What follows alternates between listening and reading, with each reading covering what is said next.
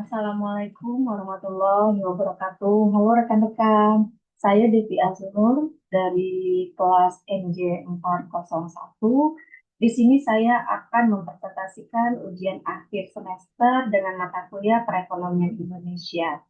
Dan dosen pengampu Bapak Dr. C. Joko Suharyanto, SE, MM, CPOD. Di sini saya presentasi ini membahas kondisi perekonomian Indonesia setelah 7 bulan pertama tahun 2026 berdasarkan artikel CNBC Indonesia.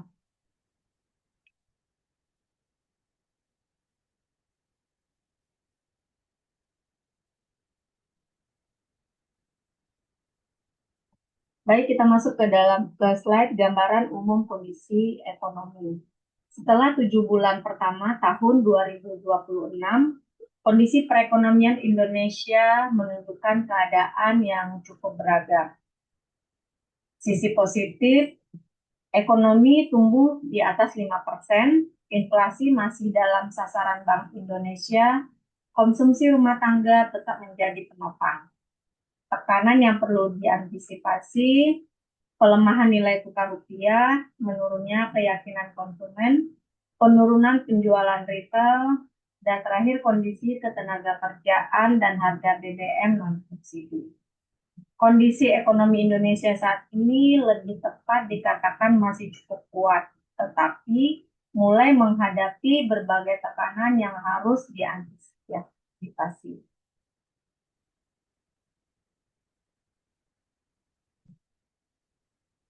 Pertumbuhan ekonomi. Di sini kita bisa lihat dari tabel kuartal pertama tahun 2025 dan kuartal pertama di tahun 2026.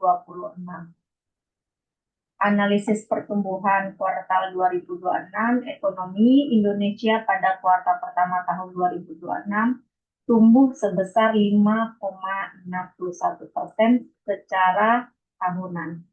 Lebih tinggi dibandingkan kuartal pertama di 2025 yang tumbuh 4,8%. Secara kuartalan, ekonomi mengalami kontraksi 0,77% dibandingkan kuartal sebelumnya. Perlu diwaspadai apakah pertumbuhan ini berkelanjutan atau hanya dorongan musiman. Kita masuk ke slide inflasi dan nilai tukar rupiah. Pelemahan rupiah berdampak langsung pada dunia usaha. Perusahaan yang bergantung pada bahan baku impor menghadapi biaya lebih tinggi dan harus mengambil keputusan strategis, menaikkan harga, melakukan efisiensi, mencari pemasok alternatif, atau menerima penurunan margin keuntungan. Kondisi ekonomi makro seperti inflasi dan nilai tukar sangat berhubungan dengan pengambilan keputusan dalam manajemen perusahaan. Kita masuk ke slide IHSG dan kepercayaan pasar. Posisi IHSG per 31 Juli 2026. IHSG berada pada level sekitar 6.222. Selama bulan Juli, IHSG mengalami penguatan sekitar 10,25%. Perkembangan yang cukup positif. Namun, apabila dibandingkan dengan posisi akhir tahun 2025, IHSG masih mengalami penurunan sekitar 28,4%. Kenaikan Juli belum cukup untuk menyatakan pasar saham Indonesia sudah sepenuhnya pulih. Perhatian MSCI, terdapat perhatian dari MSCI terkait transparansi kepemilikan saham, report, dan beberapa persoalan tata kelola lainnya. Pemulihan belum tuntas di Juli, tetapi dari akhir 2005. Tata kelola dan transparansi kepercayaan investor membutuhkan lebih dari sekadar kenaikan indeks. Sinyal bagi investor, pasar yang transparan mendorong penanaman modal jangka panjang. Konsumen dan penjualan retail. Nah, di sini di grafik kita bisa lihat dari Januari 2026 sampai Juni 2026. Tren kekinian konsumen, di sini kita bisa lihat berada pada angka 117,8, masih di atas 100, relatif optimis namun turun 9,2 poin dari Januari 2026. Sebagai mahasiswa manajemen, kondisi ini menjadi sinyal bagi perusahaan untuk menyesuaikan strategi, harga, promosi, persediaan, dan produk dengan perubahan daya beli masyarakat. Slide berikutnya, ketenaga kerjaan dan harga BBM. PHK Januari hingga Juni 2026. 32.389 pekerja terkena PHK secara nasional.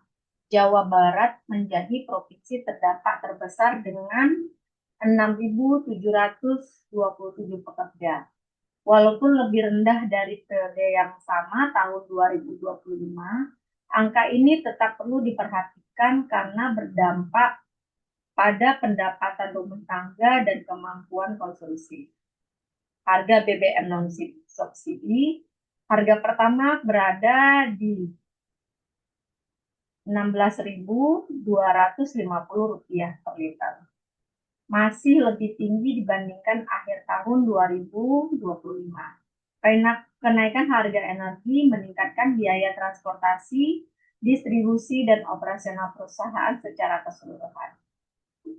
Keterkaitan antar faktor ketenaga kerjaan, daya beli, harga energi, dan aktivitas ekonomi saling berkaitan membentuk siklus yang perlu dikelola secara terpadu. Slide berikutnya analisis dari perspektif manajemen. Kondisi ekonomi yang penuh tekanan dapat menjadi dorongan bagi perusahaan untuk memperbaiki cara mereka mengelola bisnis terus. Perusahaan yang mampu beradaptasi akan memilih peluang lebih besar untuk bertahan. Nah, di sini kita bisa lihat perusahaan tidak dapat mengendalikan inflasi, nilai tukar rupiah, harga energi, atau kondisi ekonomi global. Tetapi perusahaan dapat mengendalikan bagaimana mereka merespon perubahan tersebut seperti efisiensi biaya, pemahaman perilaku konsumen, manajemen persediaan, manajemen risiko, dan inovasi. Kita masuk ke pendapatan dan evaluasi. Setelah melihat seluruh indikator yang dibahas, apakah ekonomi Indonesia sedang berada dalam kondisi buruk? Nah, di sini indikator positifnya, pertumbuhan ekonomi 5,61%, inflasi masih dalam sasaran BI, IKK masih di atas 100, IHSG mulai pulih di bulan Juli. Hal yang perlu diwaspadai, pelemahan rupiah yang signifikan, menurunnya keyakinan konsumen, kontraksi penjualan retail, PHK, dan tekanan harga energi.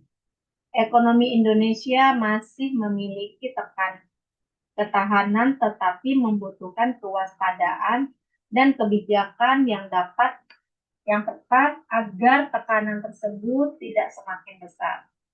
Sebagai mahasiswa manajemen, kondisi ini adalah contoh nyata bahwa pengambilan keputusan bisnis harus mempertimbangkan lingkungan ekonomi secara keseluruhan.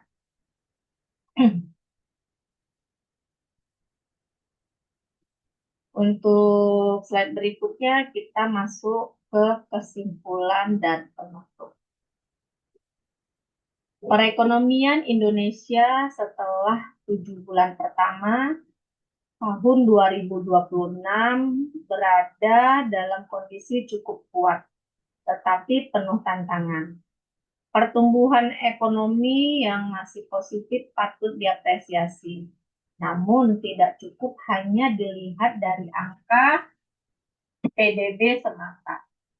Nah, di sini kita bisa lihat ya, bagi pemerintah, jaga stabilitas ekonomi, perkuat lapangan kerja, dan lingkungan daya beli masyarakat. Bagi dunia usaha, tingkatkan efisiensi, lakukan inovasi, perkuat manajemen risiko, dan memahami kebutuhan konsumen.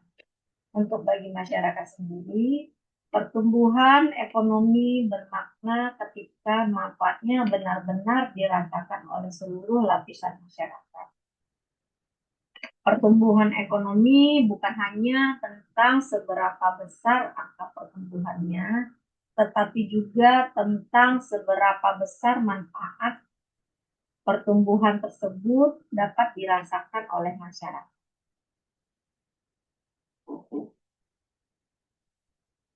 Di sini saya juga lampirkan daftar referensi. Yang pertama, CNBC Indonesia tahun 2026. Yang kedua, Badan Statistik atau disingkat BPS.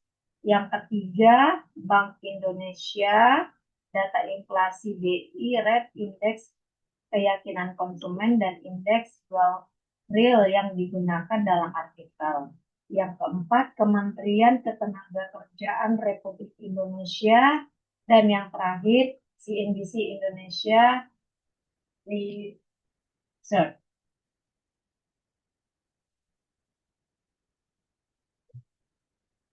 Demikian presentasi saya. Terima kasih atas perhatian rekan-rekan semua.